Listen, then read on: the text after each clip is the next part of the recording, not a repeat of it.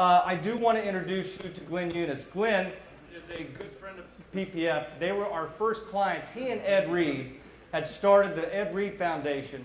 And I would like to have Glenn come up now because he's got to leave. And Ed wasn't able to make it, but Glenn's going to come up and explain to you what he's been doing and Ed's been doing through the Players Philanthropy Fund. Here we go. How you guys doing tonight?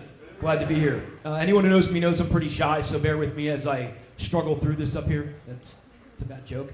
Yeah, so Seth and Matt and Pam and Eleanor, they are wonderful at the PPF. As Matt mentioned, we are the very first group in the fund inside of the PPF, and we were honored to be that. Ed started the foundation.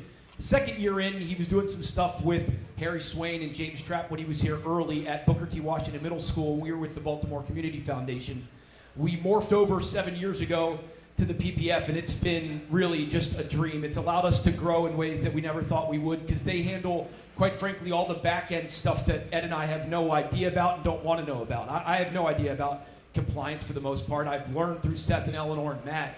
But they handle all of our back-end fund. And what that back-end means is basically keeps us in order and keeps us in line so we can fundraise and do the good that we do.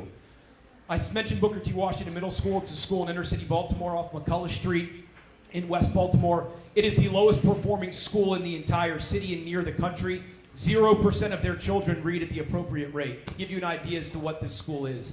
We've been there for 14 years and are continuing to do it. We just did a fitness day 2 weeks ago, not even 2 weeks ago tomorrow. We did a fitness day for the children, provided gear from Under Armour that we paid for, a proper lunch from Panera that we paid for. We brought out Ed and Monty Sanders, who's been Ed's trainer and Ray's trainer for years, and Patrice Harris Sanders, his husband. So we really involved the entire community. Ed's been gone for a couple years and we still do that. We are feeding almost 600 children, which is equivalent to about 3,000 families at Thanksgiving this year, which we do every year and have done. Seed School is a boarding charter school. It's a public boarding school here in Baltimore. We also Booker T, Loving Arms Youth Shelter. There's a ton we do. I could go on and on, but they gave me a time limit. Long story short, we are committed to continuing to give back to the Baltimore community as well as New Orleans. We're building a park in conjunction with the Cal Ripken Foundation in Ed's hometown in Louisiana. About to raise $1.25 million, give or take, for this park in Ed's old neighborhood so the children can have a proper place to play.